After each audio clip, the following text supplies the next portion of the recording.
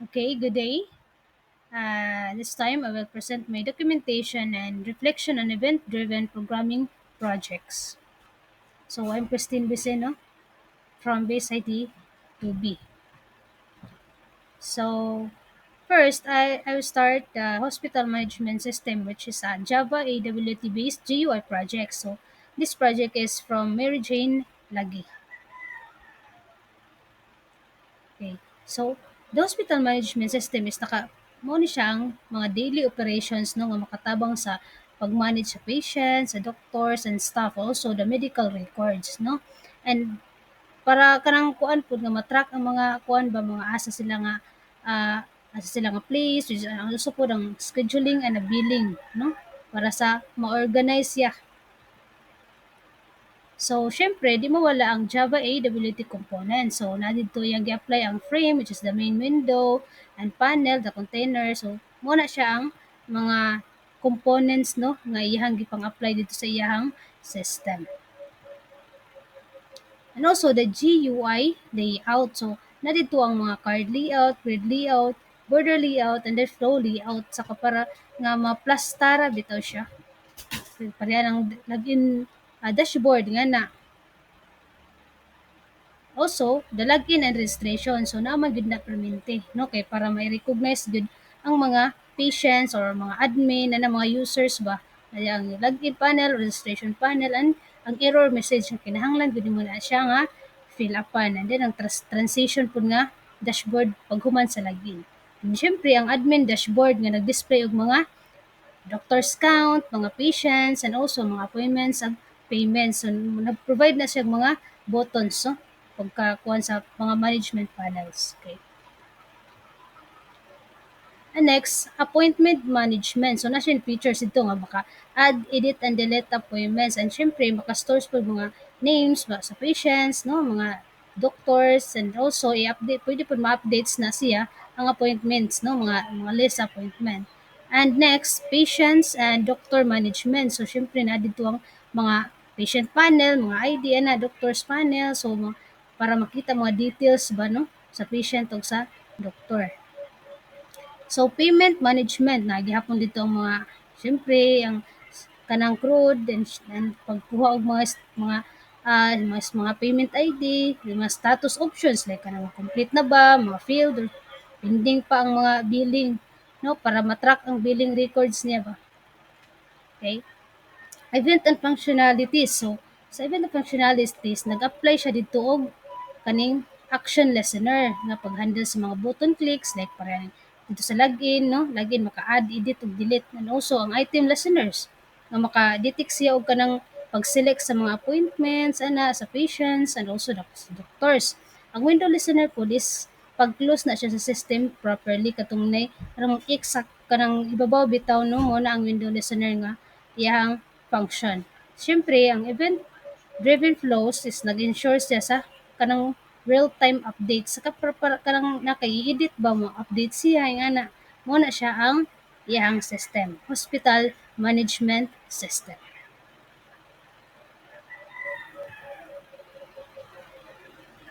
And next,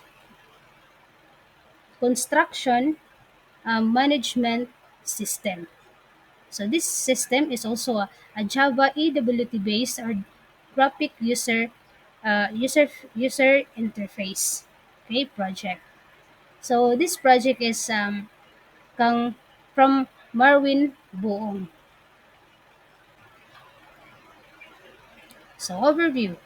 Ang construction management system is kuan siya software siya nga nagatrack og um mga track og kanang mga nag-manage pud ba sa mga constructions related no nga pareha na project scheduling, kanang pagplano and also pag-budget pod no na din na og ang kanang progress no track progress makita pud dinha ano ang mga materials unsay plano no ano syempre na dira ang mga engineers, kung mga contractors, no, and project managers through mga kuan construction activities no para ma-enhance pero karang pag-communicate ba og mga time management sa pag-report ana and also karang pag-deliver og minimize operational delays.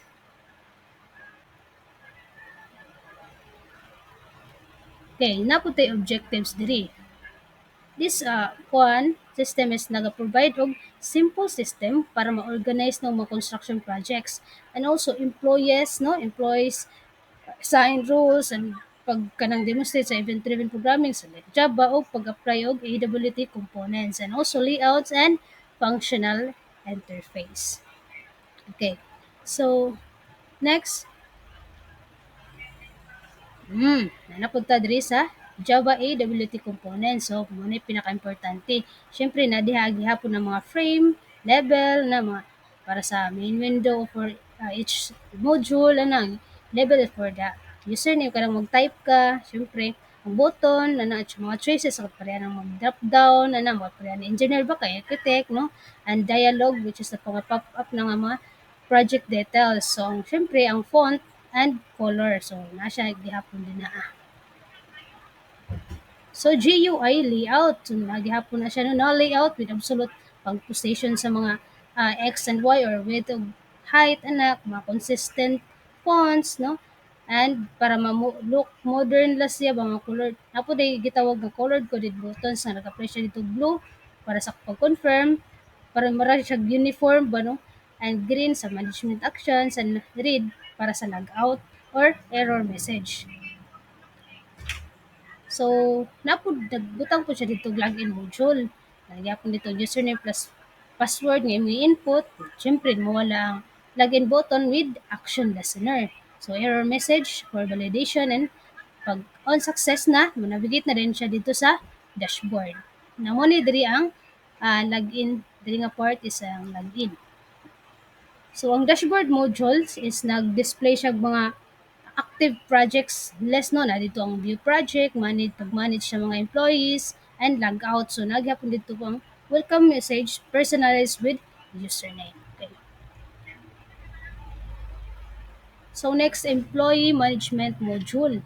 Nag-add og new employee details. So, dito sa kuano sa module nga employee management, nag-add og employee details, so employee name, na dito ang role, na drop down nga kuan na dra choices drop down, and nag-display pag confirmation message. So diri sa event functions, na po siya event and functionality. So na dito ang action listeners paghandle sa mga button clicks like katong login and employee and log out. And syempre ang item listeners which mag-detect siya project selections. And syempre ang window listeners sa parang paghandle sa closing no windows, and nag-dialog po nga mga details nga pop-up ba. Design and interaction flows. Siyempre, na makita na ito diri. Login, mo na mag-login dito sa dashboard, ayun. And pag guman sa dashboard, dito sa employee management para makita na. Kani siya is user-friendly. Ang yang ko ano kisab kaayo kay user-friendly interface with nagud siya step-by-step navigation ba. Dali ra nimo kuan ba, dali mo matiman-an ana masunod ba sinapod na yung mga dynamic feedback which is success or error messages, and then naggamit siya mga modular classes for clean code separation. So okay gid pud siya iyahang kuan project. And the last no online job portal system which is Java AWT GUI best admin na siya sa part nga admin management system. Okay, so this project is from IG Manginimba. O, yahanin ko ano, system. So, online job portal system is nag-apply siya for mga mangita og mga trabaho or kanang mga nangita og kanangita og kanang sa mga opportunities ba no. Di lang yung nga ang ako nang hinahanglan kog trabaho, napoy ka ng mga employee nga ni mukuan pud ani para mangita pug trabaho sa ilahang company. Nga na siya manadri ang mga manage job listings no mga with na syempre registrations pug ka, and then matrack nimo ang mga applications efficiently. Mga job seekers nga mangita gyud ka ng usay available nga positions ing ana. So ang main object ani is simple ra nga mga recruit ang mga unsaon pag-recruit mga process ba no, and then mga employers and applications nga provide sa mga structure environment para sa job matching kung asa kada pita ba na kanang haom sa imuha no nga kuan na siyempre kanang puntahin na human na kung unsa ka asa ka haom no. Okay. So next Java AWT components na siya sa diri sa login panel. So syempre sa login panel nag-apply gapon siya dito frame no. And panel, label, text field and button no. Nagyapon na siya dito sa dashboard and users, nagyapon dito ang text field which is the profile name and email, inputs ang button, mga listing no para ma-display ang mga registered users, syempre mga layout na para sa organized na form, and then dialogue which is the mga kanang pop-up mo message. Okay. So sa Java AWT components, so nandito ang syempre ang list, job listing, sa mga choice which is the drop down ng job, mga sa mga job mga types. Kaya an example, kaya IT, HR, nga na ba? And then, syempre, nandito ang mga layout and then button.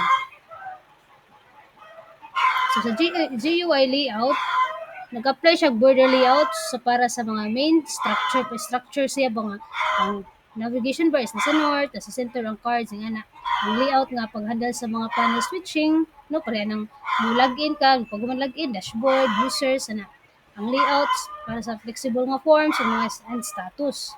So syempre nagkuan siya og pink UI for modern and friendly design. So sa events nga kuan sa events and functionalities, syempre di gid mawala ang action listener, no? Sa button clicks kanang mo i-click nimo ng buttons mo gid ang action listener. Pag man action listener, dito na din mo perform kung asa to imong kanang asa imong gusto padulungan ana.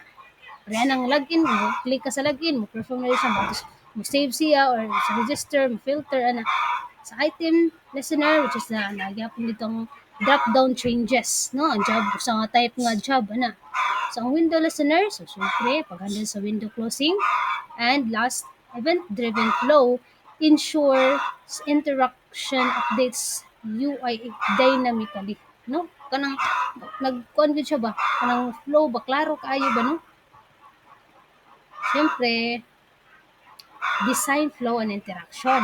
Login ka, enter username and password. And then, pag humani mo, dito ka mo add to sa dashboard. No? Mo view sa profile and system status kung saan yung status. No? Siyempre, ang users na mo, user or mo, new users and maka-view sa list. Okay? Jobs is i-search nimo kung IT, i-search mo IT manager, i-search nimo dito mo filter and then pag humana na manaka so natay din napuntay log out nga button which is mo-return siya sa login screen. Okay? So mo ni ang project ng IJ. So that's all. Wait, kato nga kuan sa tulot ako na ako nga classmate akong gikuan. First is hospital management system. Kaduha is construction management system. And then next is online job portal system. Okay? So, okay, that's all of my presentation in 3 projects from my classmates, no? Thank you for listening. Bye!